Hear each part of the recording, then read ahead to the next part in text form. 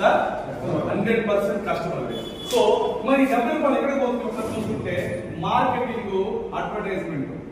ఈరోజు మార్కెటింగ్ అంటే ఎవరంటే ఒక ఏజెంట్ కావచ్చు, ఒక స్టాకిస్ట్ కావచ్చు, హోల్సేలర్ కావచ్చు, డీలర్ కావచ్చు, డిస్ట్రిబ్యూటర్ కావచ్చు, రీటైలర్ కావచ్చు, రైట్ సార్. నెక్స్ట్ అడ్వర్టైజ్మెంట్ అంటే ఎవరంటే టీవీ కావచ్చు, రేడియో కావచ్చు, ఒక సెలబ్రిటీ కావచ్చు, ఎవరైనా కావచ్చు, ఫేస్బుక్ కావచ్చు, వాట్సాప్ కావచ్చు.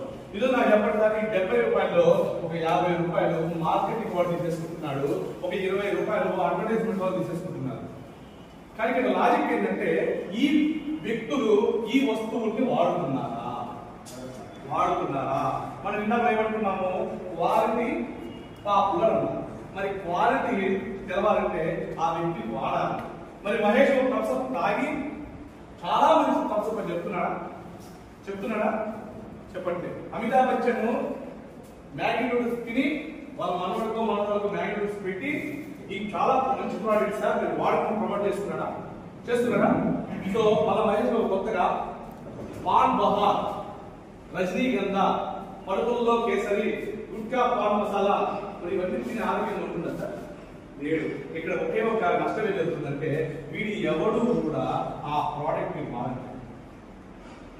ఎందుకు వాడట్లేదంటే ఇది క్వాలిటీగా లేదు కాబట్టి. సో వీడేమో సన్ఫ్లవర్ ఆయిల్ ఆడిస్తుండు, ఇంటికి పోయి కుసుముండే తాగుతున్నాం. కుసుముండే 1200 ఈ సన్ఫ్లవర్ ఆడిస్తుండు, ఇంటికి పోయి కుసుముండు తాగుతున్నాం. సో ఈ 70 రూపాయలు మనకి 100 రూపాయలు 70 రూపాయలు అంటే 100 కోట్లు ఎంత సార్? 70 కోట్లు, 1000 కోట్లు లేదు, 4 లక్షల కోట్లు లేదు. సో ఒక కంపెనీ అంటే టర్న్ ఓవర్ మనకి 100 వేలలో ఉండదు, కోట్లలో ఉంటుంది. సో ఈ డబ్బంతా కూడా కస్టమర్ అనే ఉద్దేశంతో ఈ డైరెక్ట్ సెల్లింగ్ వచ్చింది సార్. ఈ డైరెక్ట్ సెల్లింగ్ ఎప్పుడు వచ్చిందంటే సార్ 1920లో వచ్చింది. ఎప్పుడు సార్?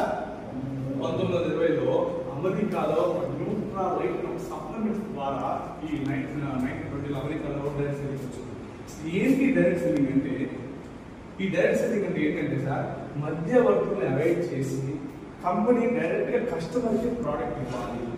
సో అప్పుడు మాత్రమే దాని క్వాలిటీ అనేది జెన్యూన్ గా మార్కెట్ లో పెరుగుతుంది. వాడిన వ్యక్తి ప్రమోట్ చేయడం వల్ల దాని యొక్క రిజల్ట్ అనేది న్యాచురల్ గా వెళ్తుందనే ఉద్దేశంతో 1920లో స్టార్ట్ అయింది.